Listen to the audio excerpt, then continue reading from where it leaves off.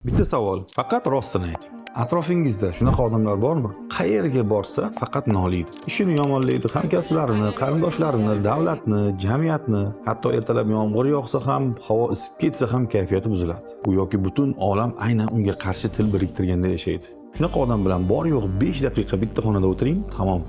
İchingizdagi barcha kuch-quvvatni so'rib oladi. Butun olam haqiqatan ham qorong'u, adolatsiz va og'irdek ko'rina boshlaydi. Bormi shunaqasi?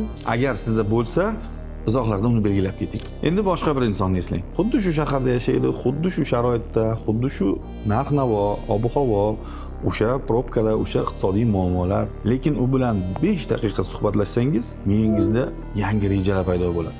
Miya ochiladi. Dunyo kengayadi. U har qanaqa muammo va inqiroz ichidan ham imkoniyat ko'radigan odam. Xo'sh, nimaga unaqa? Bitta shahar, bitta havo, bitta iqtisodiy sharoit va qonunlar, lekin ikki xil xarakter, ikki xil dunyoqarash, ikki xil taqdir. Buning javobini tabiat bizga allaqachon ko'rsatib qo'ygan. Pashsha va asalari misolida. Eshitganmizmi mana shu rivoyatni? Pashsha kuni bilan uchadi. Uni boshida minglab linzalardan iborat murakkab ko'zlari bor. Lekin u shuncha mukammal ko'z bilan ham faqat bitta narsani izlaydi. Axlat, badbo'y hid va chirigan narsalar.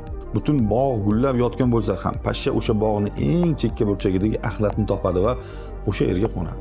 Asalari ham xuddi shu bog'da yashaydi, xuddi shu havo, bir xil chang, bir xil muhit, lekin u axlatni ko'rmaydi, u faqat asal va gullarni izlaydi.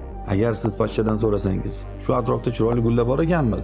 U hayron qoladi. Gul? Men hech qanaqa gul ko'rmadim. Lekin ana axlatxonada ajoyib bir chirigan narsa bor ekan deydi. Uni dunyosi va borlig'i aynan shundan iborat. Biz ham har kuni ertalab uyg'onamiz va shu dunyoga chiqamiz, lekin ko'pchilik tushunmaydigan bitta psixologik nuqta bor. Miyamiz shunchaki atrofni shundoqligicha ko'rsatadigan videokamera emas.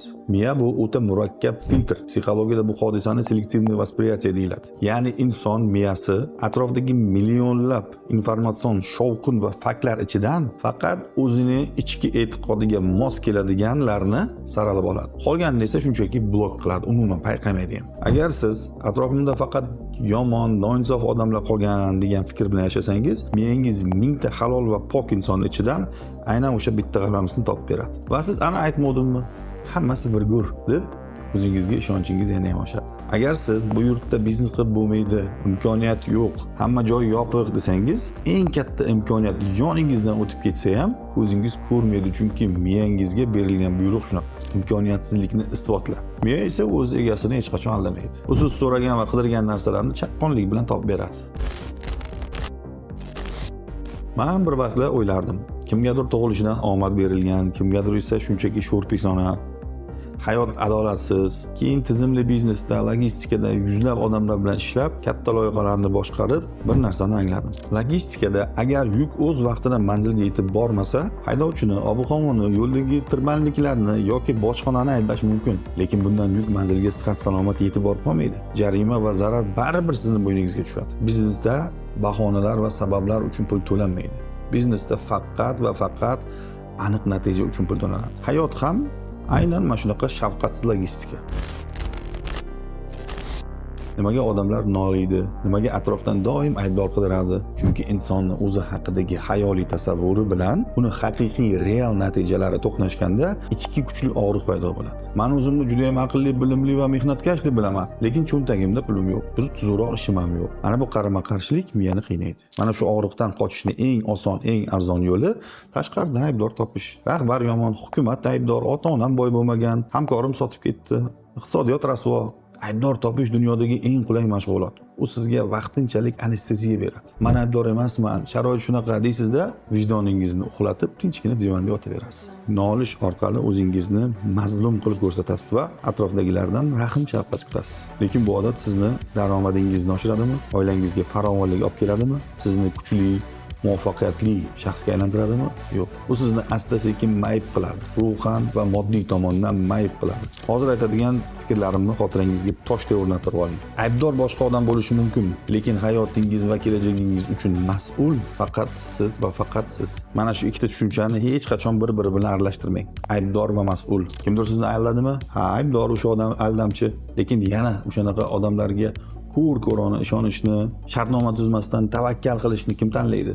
Siz. Kimdir sizni ranjitdimi, xiyonat qildimi? Aybdor o'sha inson. Lekin o'sha og'riqni arxiv qilib, yillar orqalab yurishni, o'tmish axlati bilan yashashni kim tanlayapti? Yana siz. Kimdir sizni tayyor imkoniyatingizni yoki loyihangizni tortib oldimi? Aybdor u. Lekin o'tirib yig'lamasdan, nolimasdan, noldan yangi imkoniyat yaratish haqida kim o'ylash kerak? Siz. Kuchli odam bilan kuchsiz odamning yo'li aynan mana shu yerda ikkiga ajraladi. Kuchsiz odam o'tmishni, o'ziga qilingan nohaqliklarni, alamlarini va shu muvaffaqiyatsizlikni muzeyda saqlab yuradi. Har kuni o'sha muzeyga kirib, o'zini eski jarohatlarini silaydi, artib tozalaydi va hammaga ko'rsatib noliydi. Kuchli odam esa o'tmishni yopadi va keyingi qadamni loyihalashtiradi.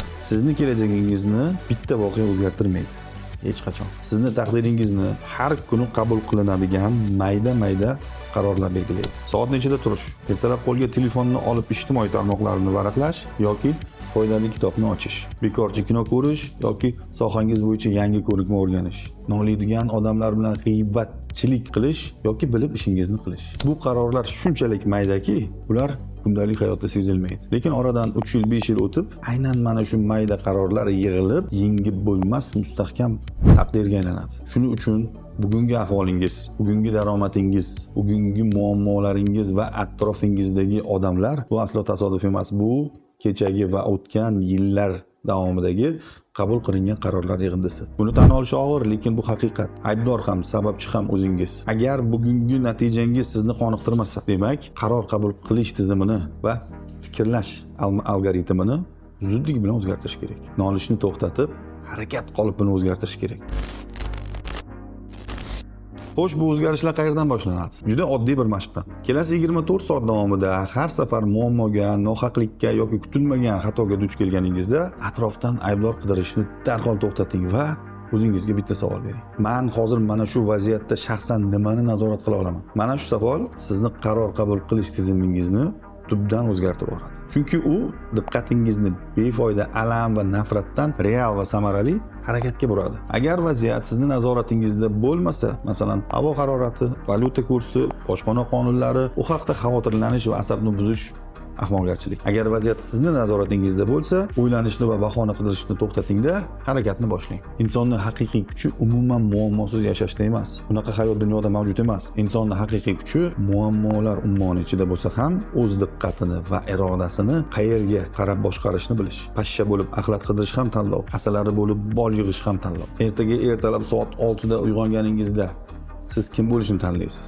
Bu qarorni sizni o'rningizga hech kim qabul qilib bermaydi va bera olmaydi ham. Qaror qabul qildingizmi? Unda hoziroq shu videoni ham yopib, o'zingizga beradigan savolni va yo'nalishingizni o'zgartiring.